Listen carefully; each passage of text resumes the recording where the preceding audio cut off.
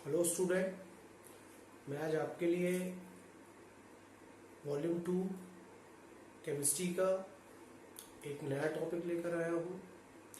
ये हमारा lecture number 6 होगा। ठीक है, हमने प्रीवियस वीडियो में आपके लिए एलिमिनेशन रिएक्शंस डिस्कस की थी। मैंने प्रिपरेशन स्टडी किए थे। प्रीवियस वीडियो में सैंडमेयर रिएक्शंस स्टडी की थी, गाटरमान रिएक्शन स्टडी की थी। ठीक है, प्रिपरेशन एरोमेटिक हैलाइड के हम लोगों ने किए थे।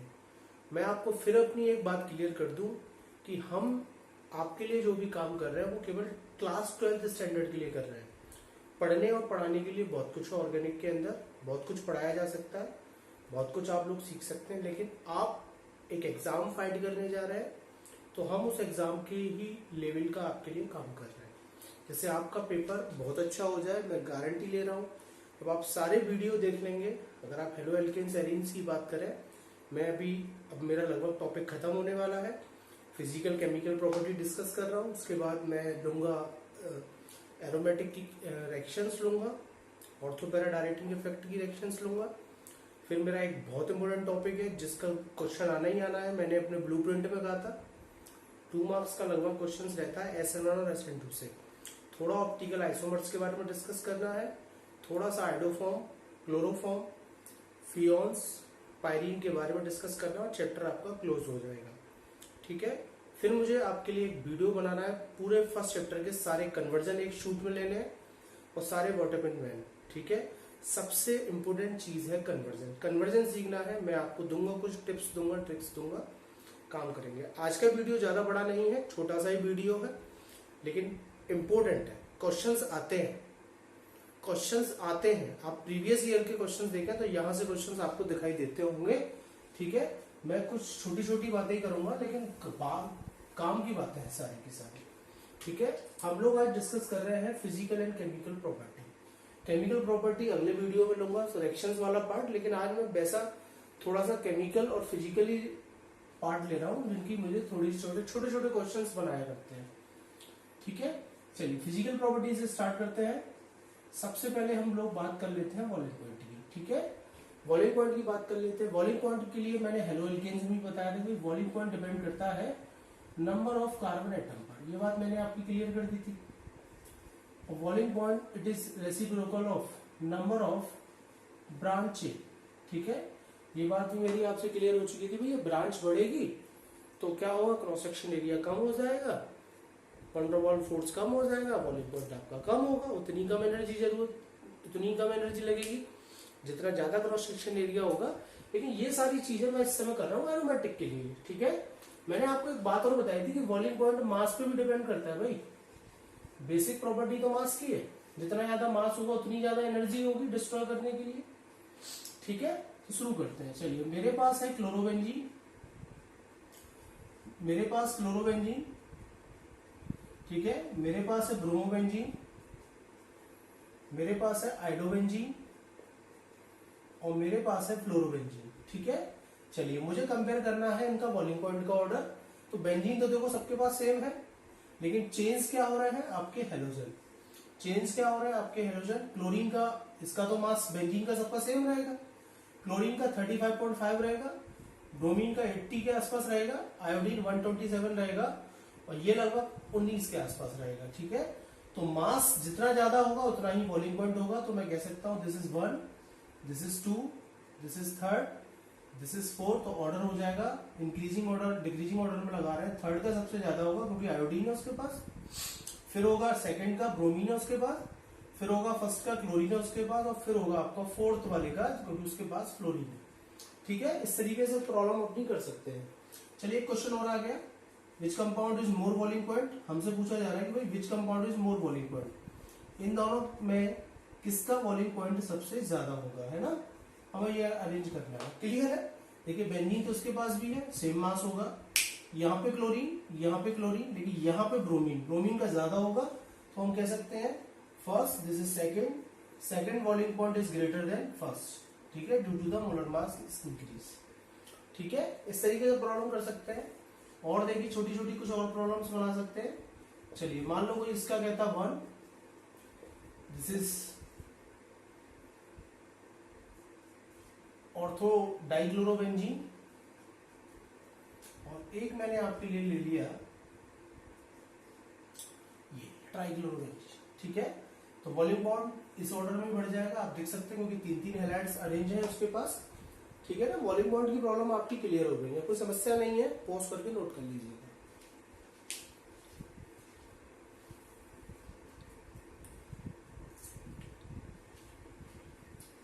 मैं क्लियर कर दूं अपनी बातों को, क्योंकि यहां से क्वेश्चंस आते हैं, ऐसे छोटे छोटे ही प्रॉब्लम्स आती हैं। बॉइलिंग पॉइंट की बात हो गई। चलिए थोड़ी सी अब अलग बात करते। लगभग मेल्टिंग पॉइंट भी सेम प्रॉपर्टी होती है ना, लेकिन मेल्टिंग पॉइंट का एक क्वेश्चन एनसीईआरटी में डिजाइन किया गया है, थोड़ा सा अच्छा है आपके लिए वो क्वेश्चन, देख सकते हैं थोड़ा सा। ठीक है, ध्यान से देखेंगे, ये ऑर्थो डाइब्रोमोबेंजीन है, हालांकि ये हेलो एल्केन्स में भी मैंने बताया था, मैं दोबारा रिपीट कर दे रहा हूँ इस क्वेश्चन को, क्योंकि अच्छा क्वेश्चन है। और ये है आपका पैरा डाइब्रोमोबेंजीन। हमसे कहेगा ये तो ऑर्थोमेटा है, ये पैरा है, वो आपसे कहेगा कि पैरा डाई ब्रोमोबेंजीन का मेल्टिंग पॉइंट हाई होगा compare then ortho and meta. इस तरीके से प्रॉब्लम है कि para dichlorobenzene melting point is higher than ortho and meta why. ठीक है, मैं ये चीज पहले भी क्लियर कर चुका था, क्योंकि सॉलिड स्टेट के बेसिस पे देखे पैरा की सिमेट्री अच्छी होगी, पैकिंग अरेंजमेंट अच्छा होगा, इसलिए मेल्टिंग पॉइंट पैरा का ऑर्थो मेटा के कंपेयर में ज्यादा होगा। ठीक है, यही आंसर आपको देना है कि वो पूछेगा कि मेल्टिंग पॉइंट पैरा डाइक्लोरोबेंजीन या para dibromobenzene is more than ortho and meta why because due to the better close packing. क्या कहना है आपको? Because due to the better close packing, close packing इसकी अच्छी है। ठीक है, क्या क्लोज पैकिंग इसकी अच्छी है, उस बेसिस पे पैरा का ज्यादा होगा। सॉलिड स्टेट के बेसिस पे देखना है इन चीजों को। ठीक है, चलिए हटा लेते हैं। अब बात करते हैं डेंसिटी की। ठीक है, डेंसिटी की बात करते हैं। डेंसिटी भी मास पे डिपेंड करती है ना, डेंसिटी भी मास पे डिपेंड करती है। फ्लोरोबेंजीन, ये क्लोरोबेंजीन, ये ब्रोमोबेंजीन, और ये मेरा हो गया आइसोबेंजीन। इसी ऑर्डर में डेंसिटी बढ़ जाएगी, क्योंकि वो भी मास पे डिपेंड करेगी, क्योंकि मास बढ़ेगा तो डेंसिटी आपकी बढ़ जाएगी। ठीक है, ये छोटी सी प्रॉब्लम कर सकते थे, है ना, फिजिकल प्रॉपर्टी से रिलेटेड है। ठीक है, पॉज करके नोट कर लीजिएगा, फिर हम बात करते हैं। अब हम बात करेंगे सबसे इंपॉर्टेंट बात, जिसकी क्वेश्चंस ज्यादातर बनते हैं। यहाँ पे मेल्टिंग पॉइंट वाला क्वेश्चन थोड़ा इंपॉर्टेंट था। ठीक है, सॉल्वेबिलिटी की बात कर लीजिएगा, सॉल्वेबिलिटी लेस होगी, वाटर में इनसॉल्युबल ही समझ लीजिएगा, ऑर्गेनिक सॉल्वेंट में सॉल्युबल होगा। ठीक है, क्योंकि हाइड्रोजन बॉन्डिंग बनाने की टेंडेंसी तो है नहीं है इसके पास। ठीक है ना, चलिए लेस टेंडेंसी है, बनाएंगे। चलिए अब थोड़ी अच्छी बात करते हैं, थोड़ी सी काम की, है ना, समझने की कोशिश करना।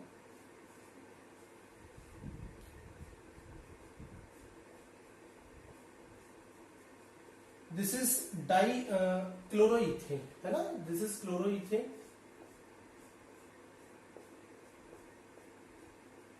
ये क्लोरोइथेन है, ये आपका क्लोरोबेंजीन है, यहाँ पे कार्बन होगा सेंटर। अगर मैं इसके हाइब्रिडाइजेशन की बात करूं तो 1 2 3 4, मैंने फर्स्ट वीडियो में हाइब्रिडाइजेशन निकालना सिखाया था, 1 2 3 4, तो ये हो जाएगा sp3 हाइब्रिड। 1 2 डबल को भी 1 काउंट करना था, और ये हो जाएगा sp2 हाइब्रिड। केमिस्ट्री में हमने कहा है कि एस करेक्टर डिपेंड करता है इलेक्ट्रोनेगेटिविटी पर, ध्यान रखें, बड़ी इंपॉर्टेंट बात है। मोर एस करेक्टर मोर इलेक्ट्रोनेगेटिविटी। तो ये चीज तो क्लियर हो गई आपको, आपकी समझ में आता हुआ कि एलिफेटिक हैलाइड का जो कार्बन है वो होगा लेस इलेक्ट्रोनेगेटिव, ध्यान से देखें, वो होगा लेस इलेक्ट्रोनेगेटिव, और एरोमेटिक हैलाइड वाला जो कार्बन है वो होगा मोर इलेक्ट्रोनेगेटिव, क्योंकि उसके पास एस करेक्टर ज्यादा होगा और sp3 के पास एस करेक्टर कम होगा। आगे बात समझ में? ये क्वेश्चन हो सकता है कि मोर इलेक्ट्रोनेगेटिव कार्बन कौन सा होगा, तो एरोमेटिक हैलाइड वाला कार्बन जो होगा वो मोर नेगेटिव होगा, क्योंकि उसके पास एस करेक्टर ज्यादा होगा। चलिए बात होगी समझ में आ गई। चलिए अब एक और प्यारा सा, वो पहले से पॉज करके नोट कर लें कि मोर इलेक्ट्रोनेगेटिव कार्बन पूछा था, हाइब्रिडाइजेशन हमने ले आए, ठीक है। चलिए हटा लीजिएगा ऐसे, फिर एक और अच्छे क्वेश्चन की बात करता हूँ, थोड़ा सा बढ़िया क्वेश्चन है ये भी आपके लिए, हटा दो। चलिए वो क्वेश्चन सिखाने से पहले मैं कुछ बता दूं आपको, ये सब मेरी प्रीवियस वीडियो में मैंने ये सारी बातें बताई थी, वो काम में आ रही है। सिंगल बॉन्ड की बॉन्ड लेंथ होती है 1.54 एंगस्ट्रॉम, ठीक।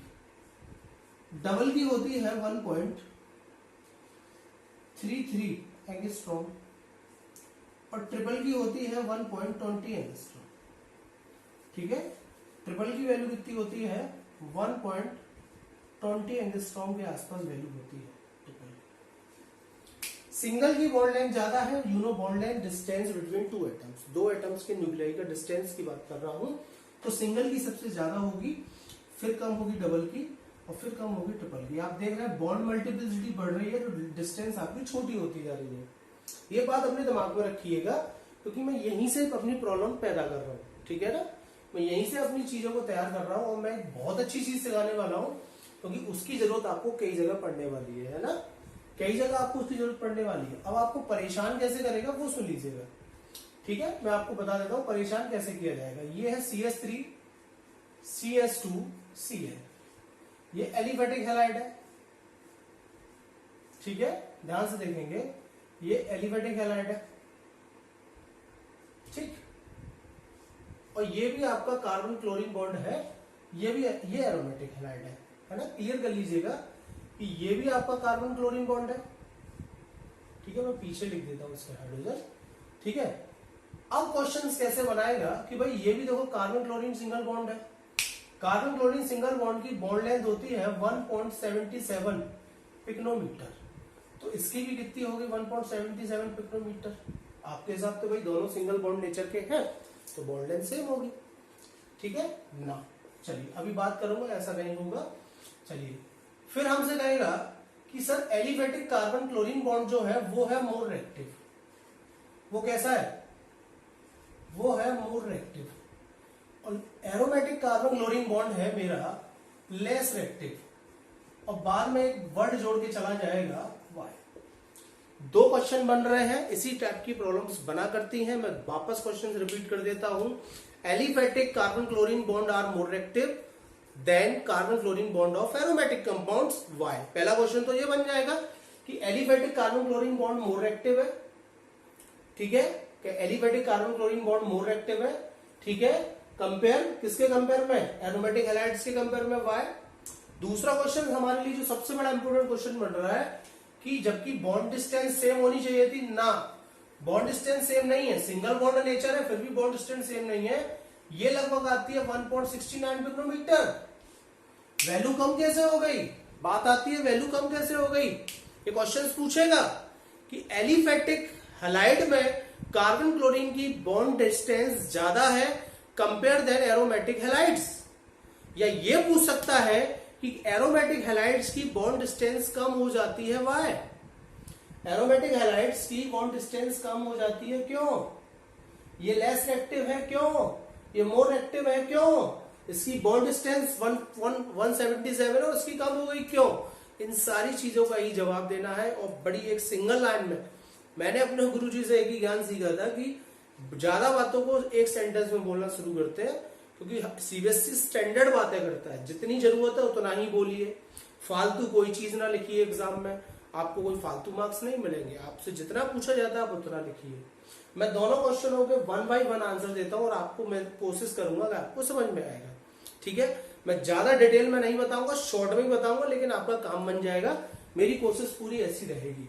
क्वेश्चन मेरे समझ में आ गए हैं, मैं दोबारा आप राइटिंग कर सकते हैं कि carbon chlorine bond aromatic halide less reactive why, carbon chlorine bond distance aromatic halide less Y.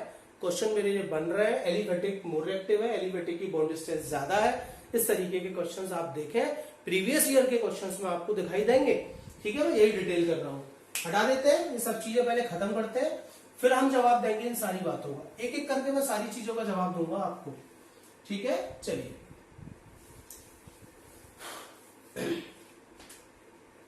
देखिए,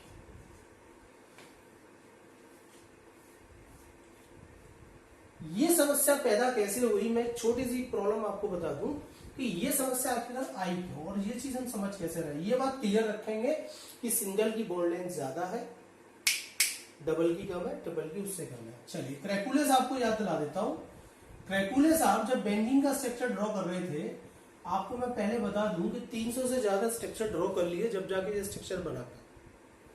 ठीक है, वो भी उन्होंने एक सपने में आया, ट्रेन में सफर कर रहे थे, जब उन्हें एक सपने में आया तब जाके स्ट्रक्चर बन पाया।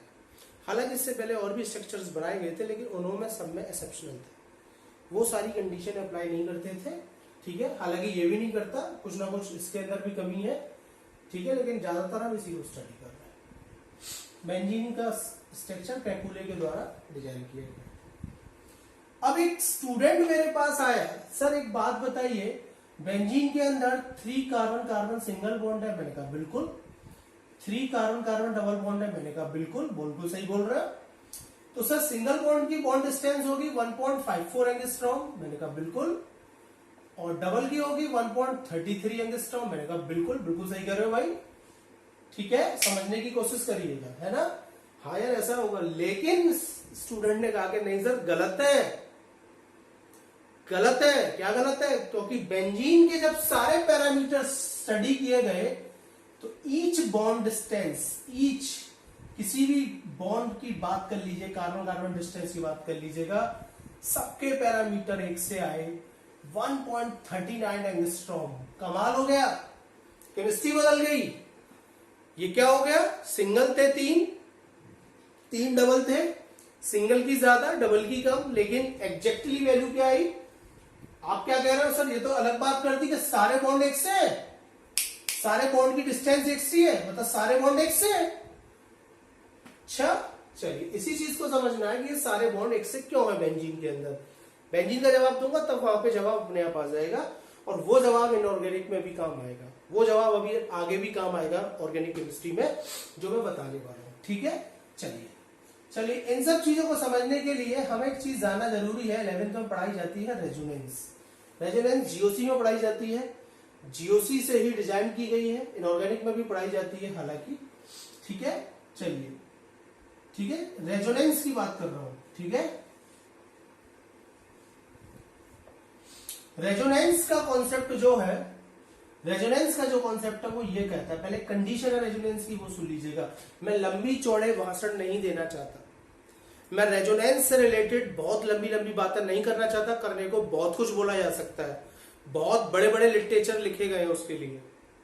आप बस एक बात समझिएगा, डीलोकलाइजेशन ऑफ पाई इलेक्ट्रॉन। मैं ज्यादा बड़ी बात नहीं करता, बस एक लाइन याद रखेंगे, व्हाट इज रेजोनेंस।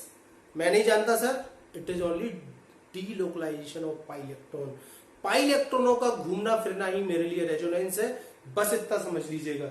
ठीक है, चलिए बस इतना समझ लीजिएगा। हालांकि मैं रेजोनेंस को और भी तरीके से समझाता हूं, लेकिन आपके यहाँ पे जिस लेवल का है मैं उतनी ही बात कर रहा हूं। ठीक है, फाइनली कॉन्सेप्ट कुछ और था इसके लिए। ठीक है, मैं वो भी बता दूंगा आपको थोड़ी देर में।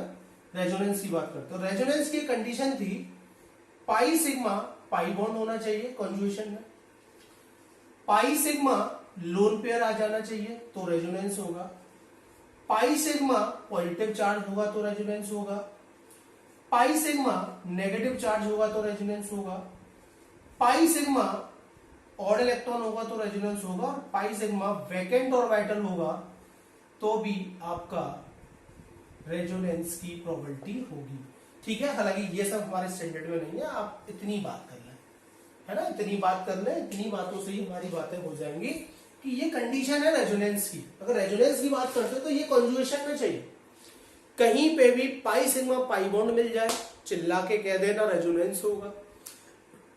पाई सिग्मा लोन पेयर आ जाए कॉन्जुगेशन में, रेजोनेंस होगा। पाई सिग्मा पॉजिटिव चार्ज आ जाए, रेजोनेंस होगा गुरुजी। पाई सिग्मा नेगेटिव चार्ज आ जाए, रेजोनेंस होगा। ठीक है, रेजोनेंस के लिए मैं एक बात और बता दूं, और बड़ी इंपॉर्टेंट बात है, सुनिएगा। मान लीजिएगा अगर कोई मेरे से कहता, मान लीजिएगा किसी भी स्टूडेंट के बारे में पूछता और मैं कहता कि ये स्टूडेंट कैसा है, ये स्टूडेंट कैसा है, इसका बिहेवियर कैसा है, तो मैं वन टाइम में देख के नहीं बता सकता कि वो कैसा है। मुझे उसके बारे में अभी और जानकारी लेनी पड़ेगी। उसका घर पे बिहेव कैसा है, अपने रिलेटिव्स के प्रति बिहेव कैसा है, स्कूल में उसका बिहेव कैसा है, लोगों से बात करने का उसका तरीका कैसा है, मैं तब जाकर एनालिसिस कर पाऊंगा कि वो कैसा है। इन कैसी बातों से मैं समझाना चाहता हूं कि आप जितने भी स्ट्रक्चर्स बनाते हैं सब हाइपोथेटिकल स्ट्रक्चर है, वो रियल स्ट्रक्चर्स नहीं है। केमिस्ट्री में आप जितने भी स्ट्रक्चर्स बनाते हैं सब मोस्टली कैसे हाइपोथेटिकल स्ट्रक्चर है, रियल स्ट्रक्चर नहीं है। रियल स्ट्रक्चर बनाना चाहते हैं तो आपको मोर देन स्ट्रक्चर्स बनाने पड़ेंगे, और रियल स्ट्रक्चर्स उन स्ट्रक्चर्स के कहीं बीच में मिलता है, जैसे पेपर पे 3D में नहीं बनाया जा सकता। ठीक है, ध्यान रखेंगे। ये थोड़ा रेजोनेंस का कॉन्सेप्ट था, मैं यहीं से अपनी चीजों को लाना चाहता हूं। तो मैंने एक छोटी सी बात कही कि रेजोनेंस का मतलब ये है कि pi sigma pi, pi sigma known पर ये सब आता है तो रेजोनेंस होगा। हटा देता हूं, इसको नोट कर लीजिएगा, मैं इसे हटा देता हूं। ठीक है, चलिए मेरी बात समझ में आ गई। चलिए मैं एक से समझाना चाहता हूं, CH2 डबल बॉन्ड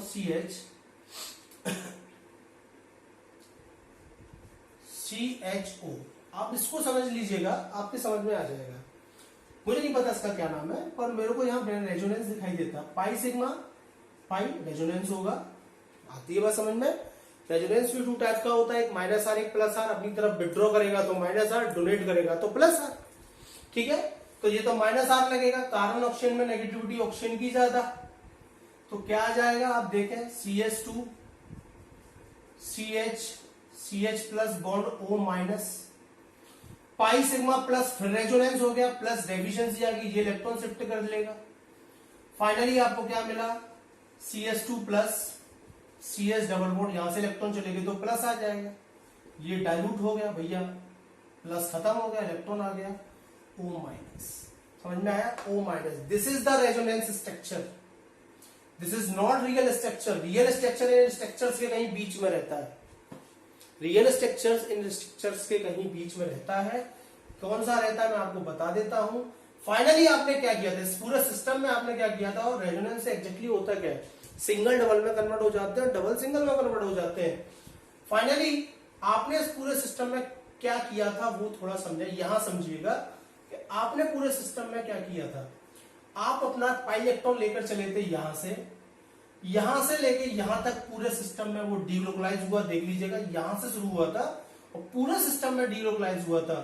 ठीक है, और इसी को कहते हैं रेजोनेंस हाइब्रिड, इसी को क्या कहते हैं, रेजोनेंस हाइब्रिड, और इसको कहते हैं रेजोनेंस स्ट्रक्चर। और energy difference between resonance hybrid and structure, उसी को हम लोग कहते हैं रेजोनेंस एनर्जी।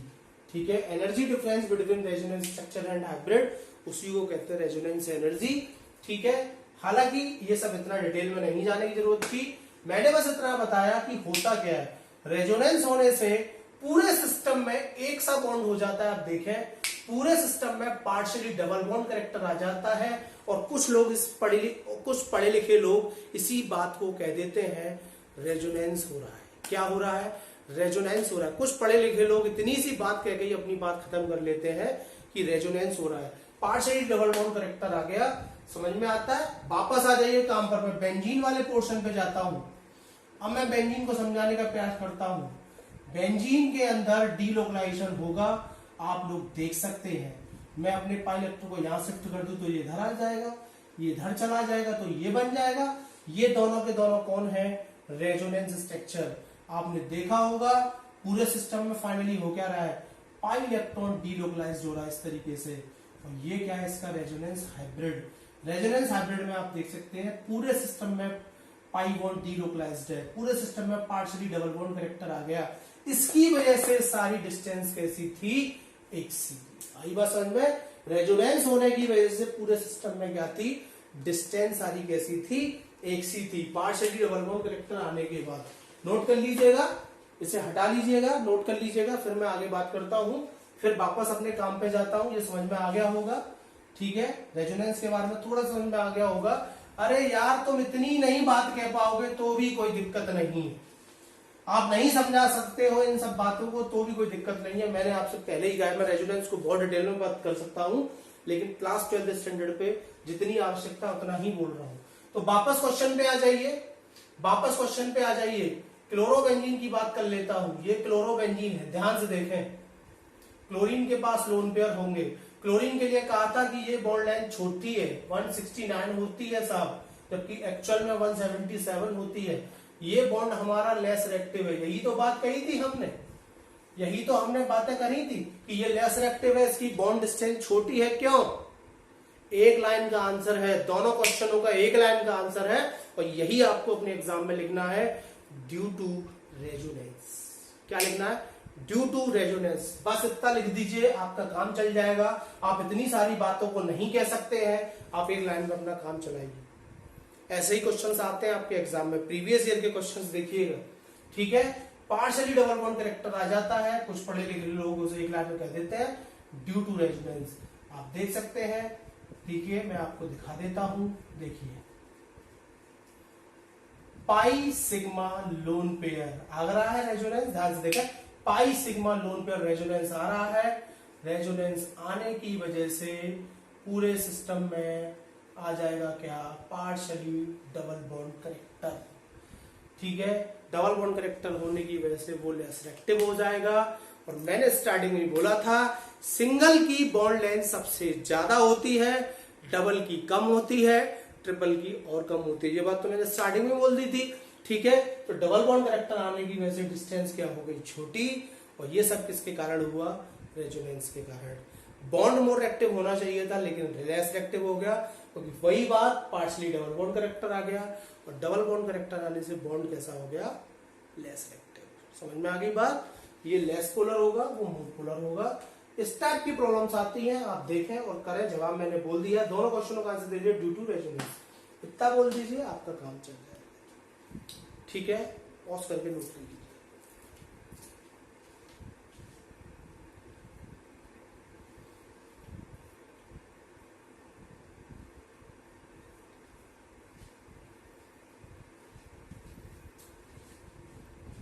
चलिए, थैंक यू।